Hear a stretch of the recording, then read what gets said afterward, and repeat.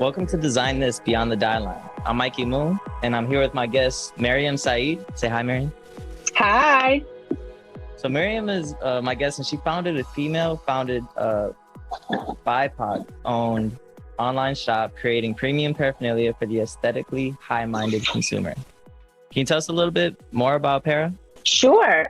So like you said, Para is an online shop that has that specializes in paraphernalia. So pipes, bongs, grinders, rolling papers, and it's not just your basic, historically seen sort of paraphernalia. It's really well thought out, design forward, good quality, artist made, limited edition. A lot of times, like smoke shops. So I worked in, I have a history of working in fashion and specifically like department stores where, I've worked in an environment with designers that make the best of the best. And I was, sort of looking for the same experience. I just wanted one place to go to see, an assortment of the best grinders, an assortment of the best pipes. And, there were so many brands out there, but just, much to my surprise, there weren't many, one-stop shops out there that, had curated collections. So, I thought it was like, what's a better time to start? And that's where Para came to be. So not to name drop too much, but I'm a name drop for you. So you worked with Saks Avenue, Bloomingdale's, Ralph Lauren. Like these are some really big names in luxury. Yeah, I did. What are some of those key aspects that you picked up on that you've successfully translated into the cannabis products that you offer now? Honestly, the marriage of art and business, and how really to have a successful business, one can't survive without the other. And I've seen it go, I've seen businesses succeed and fail, like based on how they're able to adapt, specifically working at Saks. And I have to say, I'm very, very fortunate for my career. I felt like I sort of got lucky in the beginning and then just sort of continued to work and, stayed there. But, at Saks, having exposure to, hundreds and hundreds of brands, you see artistically amazing brands that just don't perform well just because they don't have the business savvy to make their art as visible as possible. Whereas you see, not mediocre, but maybe less talented or less artsy brands that really explode because there is that business savvy behind them. And, being a merchant at Saks, the most successful buyers at Saks, which is what I did for the majority of my time there, are the ones that really not only have a good eye for fashion, but also have a very strong business acumen and can, utilize each skill set whenever needed to just make their business explode. So in terms of skills, I feel very fortunate to have seen that and learned a lot of lessons, and definitely using the same for Para. Yeah, and you can see it as soon as you go to the Para website. I was pretty blown away personally. So like it wasn't the design, the brand that you were able to put together, premiumizing even the name.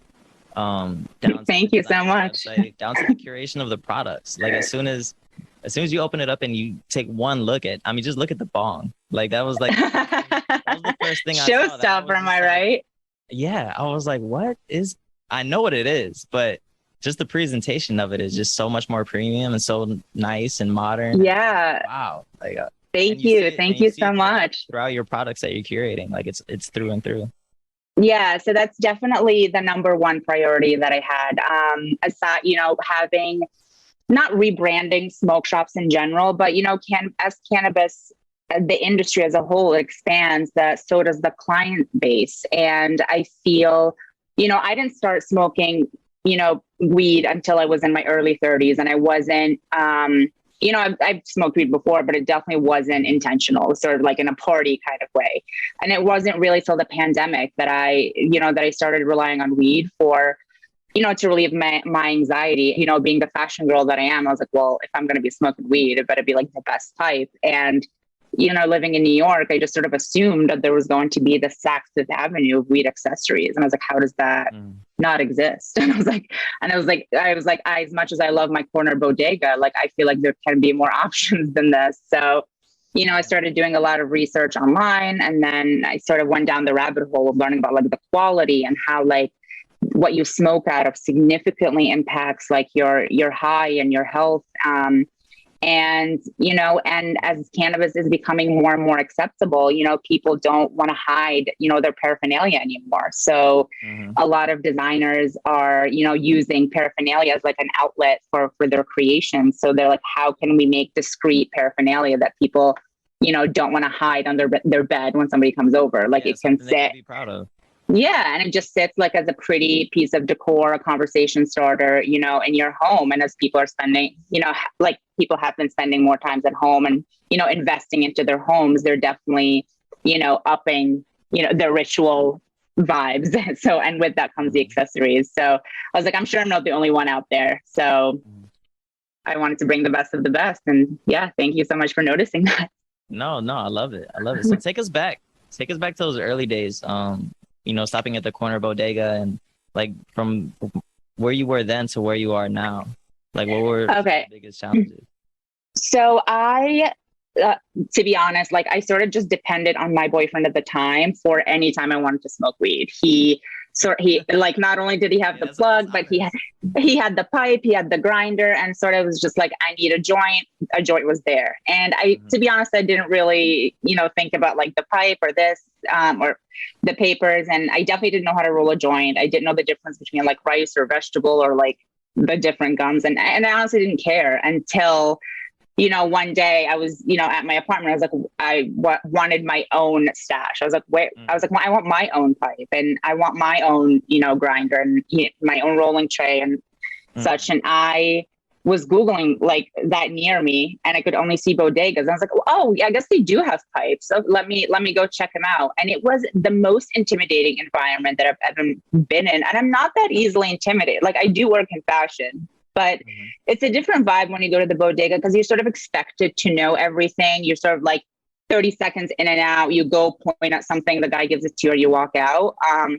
So I was like, all right, I'm going to go do that. So I did. And I got a one hitter that like immediately burned my finger and like half my face. I was like, all right, so like maybe I'm doing something wrong. So I just showed it to my boyfriend. I was like, am I smoking out of this wrong? He's like, no, this is just the cheapest glass like I've ever seen in my life. I was like, oh, I didn't really like think about that. So then I started looking into glass. So yeah, so that was sort of my, you know, my first introduction into buying my own paraphernalia. And I was like, all right, I'm just going to buy it like online discreetly. And I was very intimidated. I was like, there aren't that many like shops. Like, of course, there's, you know, the big names out there that have literally everything, which is awesome. If you're a veteran, you know exactly what you're looking for. But, you know, if you're looking, you know, to up your game or you're just like exploring or if you want to buy a gift, that's not, at least at the time, it wasn't like super visible to me. So I was like, you know what, I'm just going to make it. So I started. That's how innovation is born. Like it comes from a bad experience, something that like left you wanting, and then you design to fill the gap. Yeah, for sure. And I felt something completely new. And I'm sure there's millions of other people just like you having those same bad experiences, but how many are bold enough to create a solution? Oh, for sure. And it was definitely, I feel very lucky. And it was definitely a perfect, you know, time, not only professionally, because you know, just like I feel like the cannabis industry is, you know, just as at the cusp of like exploding. So like from a business perspective, like I feel confident in the future and I'm feeling optimistic, you know, feel like the harder I continue working, the bigger the business will get. But really just as big, or if not an even bigger motivation is that I had worked in fashion for over a decade. And it was during the pandemic that, you know, became real. And I was sort of questioning, like, how long do I want to stay in this industry? Like I said, I'm super grateful for my career, but 10 years in, I was starting to feel like there might be something more, you know, else out there. I wanted to contribute like more to the world. If not, I wanted to be more passionate about what I was doing. Yeah. So it was sort of the marriage of like both, sort of a business opportunity plus the professional, you know, retirement of my corporate days. Yeah. I was like, it's a true entrepreneurial story. Like, yeah. And I was like, we were all working from home at the time. So I was like, there's no better time for start building a website. Like, because if we were at the office, I would not be able to do that. So, you know, the second I launched Para, retired from my corporate life, I was like, here we go. Absolutely. But it was only a matter of time. Like, it feels like you already had that ambition. It was burning inside of you. You just needed that moment of opportunity. Oh, 100%. And like, I'm so, so grateful to think of it, because I am like not one of those people who can just like go to work like just for the paycheck. Like, I wish money was like my only motivation. I feel like sometimes that can just be so easy. Yeah, but like, I am not. Yeah, I feel like life would be so. You're right. I'm just like, what do you like? Money, like that can be done. I do live. Exactly, fulfillment is so much more important. It's like. And that's exactly what I was like trying to think of, like what I was thinking when I was like ruminating on the idea of leaving fashion. I was like, I am at the position where I wanted to be, but like, why am I not feeling super psyched about it? It was really down to fulfillment. So yeah, you get it. We're on the same page. No, definitely. So you had that experience, you built this business. So what's the future hold? What's the impact that you really want to have on the community and on the industry? So this is how I was explaining it to my friends and like early PR people that, I was talking to.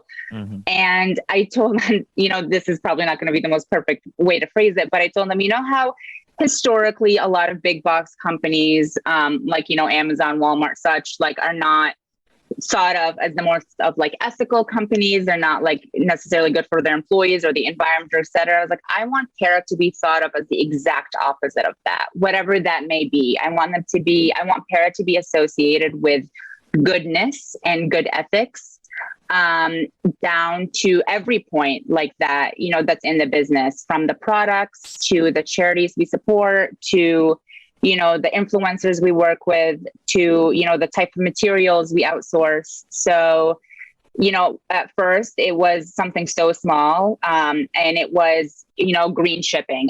From day one, I wanted to make sure that I only use like recycled materials, and I only work with, ethically, that companies that source materials ethically. Yes, it was most costly, but it was definitely the number one thing I wanted to prioritize. Along that, I definitely wanted to give back to the cannabis community. Like, one thing that a lot of people actually don't know, unless you work in the industry, it's something that's so quick to forget about, is that like the amount of people who are still like imprisoned or their lives are still negatively affected even years after imprisonment from cannabis related charges. And they are doing the same exact, if not less than what I'm doing and what my peers are doing. And, we can cross our fingers, vote, wish, and pray for the government to, do the right thing. But in the meantime, there's so many wonderful organizations out there that support these people. And I really think it's every business owner's obligation and duty to like help those organizations. It just, it just doesn't feel right profiting off something that the same exact person is sitting in prison for. So that's, that was definitely like step two of us like giving back. And then, I don't collaborate with local artists, local shops, everything that gives back to the community is definitely planned for in our business plan. Yeah.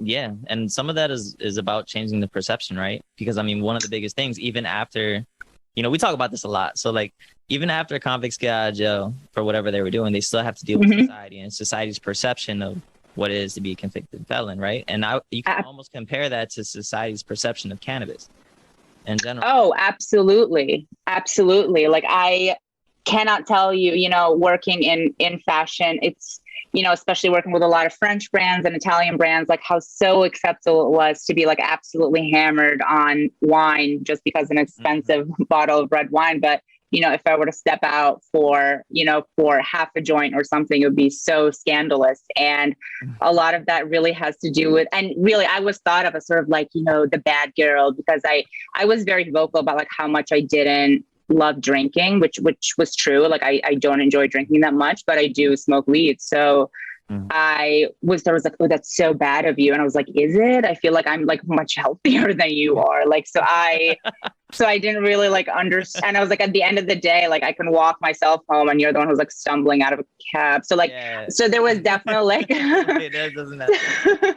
I know, but like at the end of the day, they're like, are you okay? I was like, are you okay? But it was, there is definitely like a perception that if you partake in weed, that you are not successful or you're not a put together person. So there's that, let alone being, imprisoned for a cannabis related crime or imprisoned at all. So yeah, definitely. It's so hard for people to, live through that and definitely rebuild their lives after that. So definitely, I think I'm proud that like we, started working with organizations like right off the bat. And I'm so proud of like people in the community. I feel like all of my vendors have independently like supported charities, and I feel like there's just this collective goodness that we want to help out, which sort of is a refreshing change of pace from the fashion industry, I will say. Yeah, I would have to agree. So talking about the premiumization of the perception of cannabis, right? So there's a story in Green Entrepreneur about similarities between luxury cannabis brands, and they wrote, "Today we have mega fashion houses like LVMH, which picked up Donna Karan, Christian Dior, and Tiffany's, and today Gucci is owned by French luxury group Keurig, and they have brands like Balenciaga, Yves Saint Laurent, the list goes on." So do you think that cannabis is going to mimic the same business model as luxury brands and have consolidations and IPOs? Oh, absolutely. I do. And I think it's going to be not even necessarily just in the accessories aspect of it. Like, I think also like in the flower aspect of it, like those I think are going to be, in terms of generating volume, I think it's going to be like the real heavy hitters are going to be those who deal directly with the flower, as opposed to accessories with the like ancillary designs. But I have no doubt that there will be like some model of that in cannabis. Like, I think it will take many, many, many years because because like I said, like at the end of the day, we do live in a capitalist society. And at the end of the day, if there's like a business opportunity, people will capitalize on it and ultimately will cause some sort of like structure. But I don't think it's going to happen for a long, long time. I think cannabis is still very, very new. And I think it's still very like community based, very, very, it's still a niche, very small niche, whereas fashion like isn't. So yes, from a business perspective, sure, definitely. I do think it will have a big of a name, same as like the alcohol brands, like everybody knows like Budweiser, Corona and all that. Like, I think it's going to be the same for weed brands. We just don't know what those are yet. Yeah. But I don't think it will happen for a while. Hopefully I'll be retired by then. Yeah, exactly. You're early. You're early. If not, exactly. I'm early, and I feel like I'm one of the first in New York. And I feel like the East Coast, especially, like, is still in its infancy. Like New York City doesn't even have recreational dispensaries yet. So I can't wait till the day comes when you can just walk into a dispensary and like buy, just buy weed. So I think the market will only expand from there. So yeah, I want to have like my footprint in the city, and I feel very grateful, honestly, that like I kind of stumbled upon this, but at the right time. So yeah, while I'm here, I'm trying to make a presence. Yeah, I mean, you're doing an amazing job. Thank you. Do you see any challenges being premium in the space right now? Margin. It's actually very hard to be profitable. So like one thing I don't know if like a common consumer would know, in the luxury business, your margin is actually very, very small. Whereas like in fast fashion, you can make significantly more money with the same amount of units. But I would say actually being profitable is very hard because because buying the items themselves does cost money, and because a lot of the items are handmade, they're not cheap. And then shipping is a huge part of it, and shipping costs because we want to make sure the items get there safely.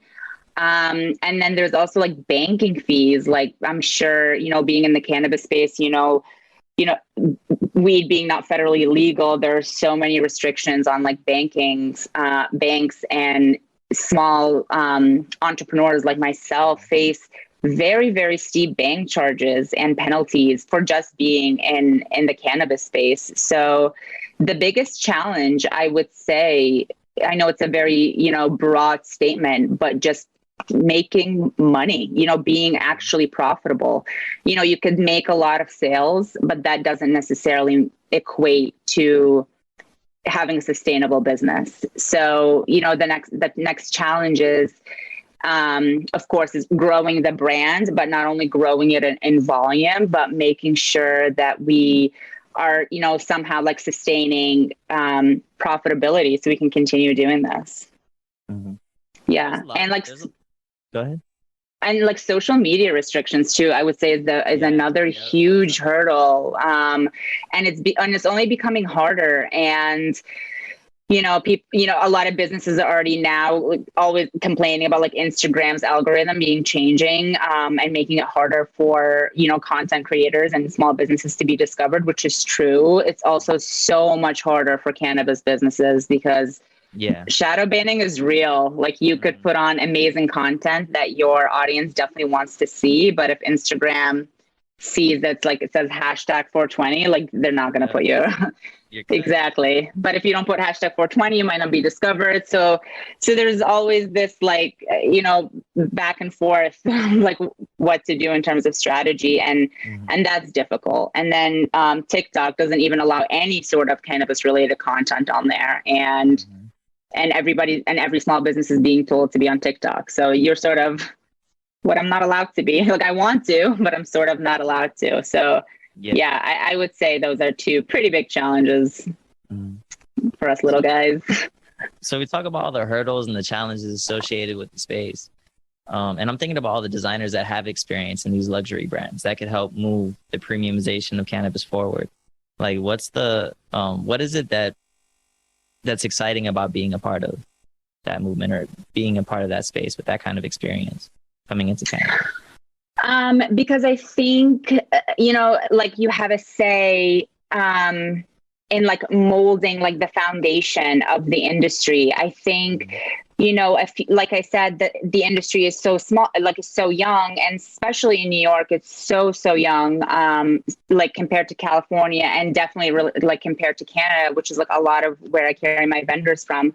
But I would say the most exciting part is sort of just like molding, you know, the next steps. I feel like a lot of brands have been, you know, sort of quote unquote discovered through Para. And I am so like that bong you mentioned about that was in the homepage, you know, that is another small brand from Philadelphia that, you know, a lot of people in New York have discovered like through me. And I'm sure like people in Philadelphia have discovered me through them. So there's like this mutual like growth, and, you know, there's something very exciting to like an early stage relationship between like a vendor and, you know, and like a multi-vendor store like Para, because because you're still so small and you're still trying to figure things out together. And, you know, it's much more collaborative and exciting. And, you know, and I think there's something to be like said to that when you're still like don't have so many eyes on you still, that you're, you know, have some sort of like creative freedom to experiment and not be like, you know, so scared to send it out there because your audience,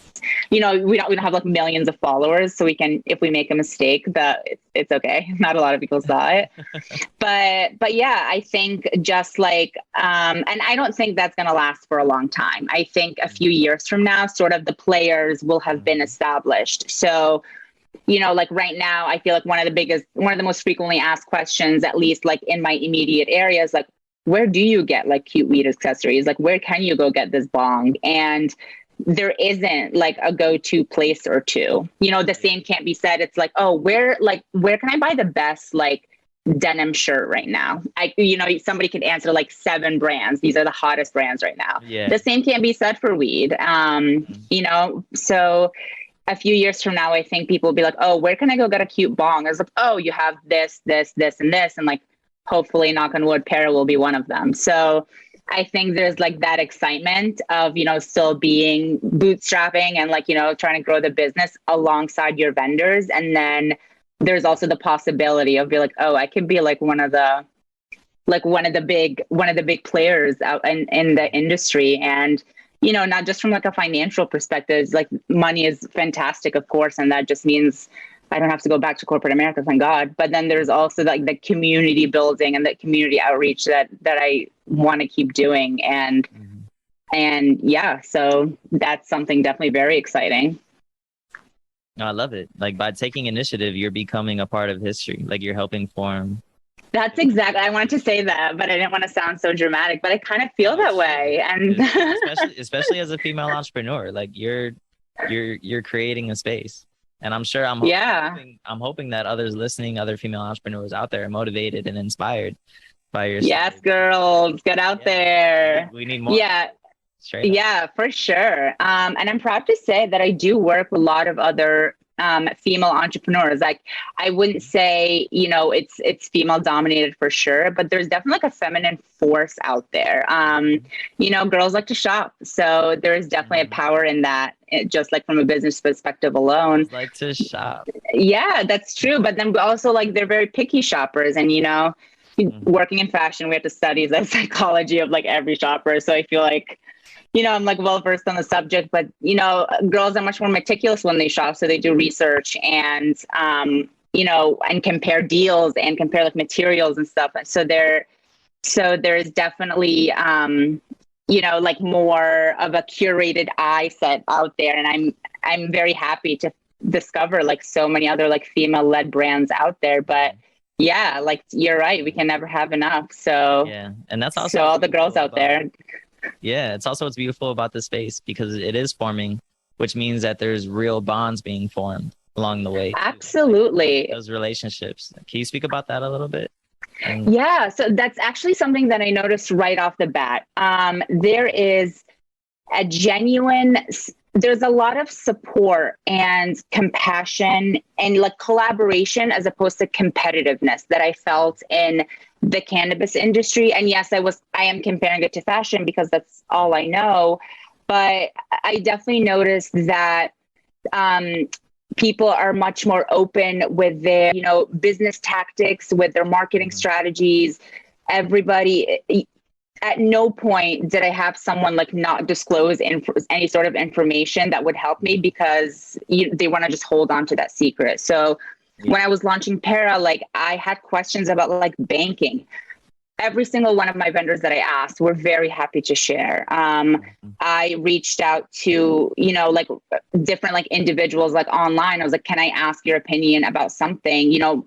And absolutely, like I have never been met with a no, or like you know, I don't have time for you, or no, you're technically a competitor, so I can't teach, I can't like help you do this. And I have never seen that like in fashion. And I think a big part of it is because the space is so huge and there is room for like a lot of people right now. And it's much more of a collaborative than competitive spirit. And I love it.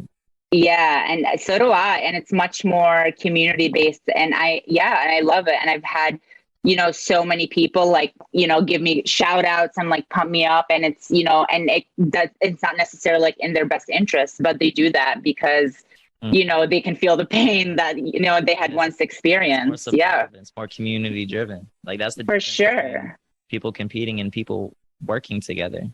Absolutely. And like one of the biggest examples, like honestly just happened this week. So I'm in the process of, you know, designing the first, you know, Para private label item. And I just wanted to run it by a studio that like, I know, like a design studio that is very, very well respected in the cannabis space. So I just wanted to have their opinion as to like what they think of it. I would love their feedback. And I of course happy, like offered to pay for a consultation because I sort of just assumed that everybody wants to get paid for everything. And I was so pleasantly not so surprised though. They were like, oh, we will just tell you what we think like right now on the spot. Like you don't need, whereas like with lawyers, it could be like, oh, if you need 30 minutes of my time, that'll be, yeah, exactly. So that's why and I was like, are you sure you don't want me to pay you with anything? They're like, no, not at all. Like we're happy to see like another woman entrepreneur like come out with this product because we're going to use it, and let us know when it's out and we'll give you a shout out. And I was like, are you serious? And they're like, yeah, of course. And,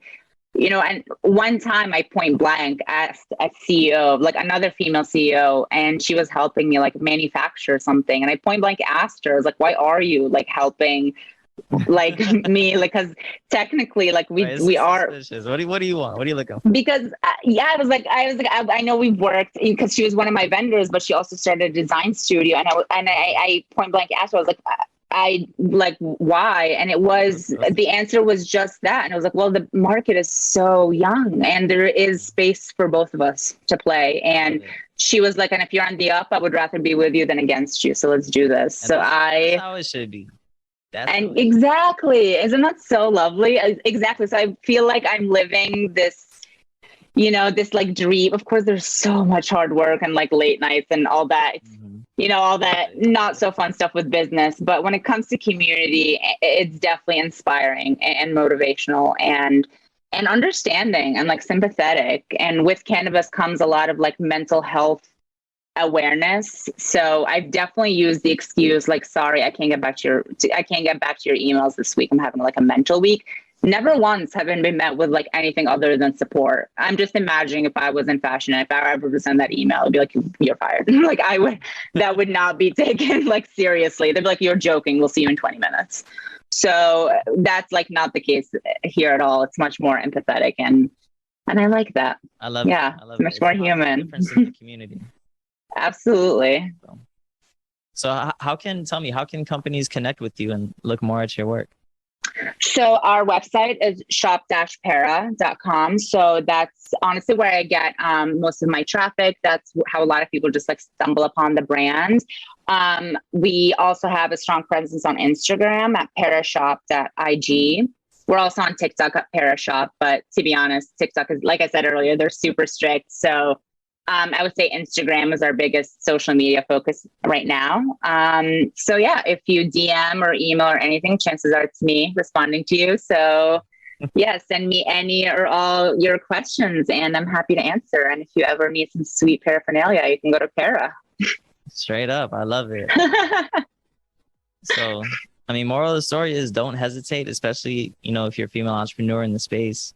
You know, we encourage you to pursue the industry and to pursue your dreams in the space because there is a really great community. Mariam is one of them. So absolutely. And if you have any questions just about like business or you just want to have a smoke sesh or if you just want to come hang out at the Para showroom in Brooklyn, like for sure, hit me up. Let's go. Let's go. In Brooklyn, I'm going to take you up on that. Please do.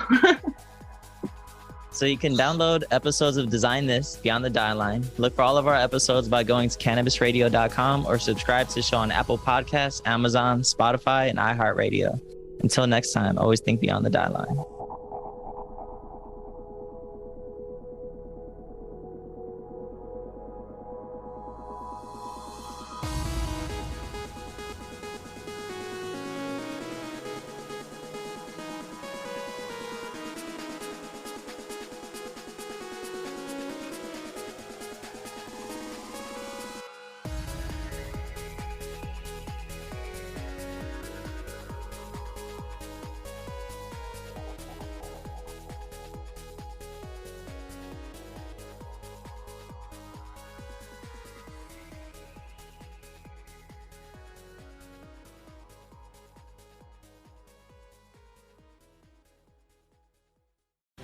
The opinions expressed on this CannabisRadio.com program are those of the guests and hosts and do not necessarily reflect those of the staff and management of CannabisRadio.com.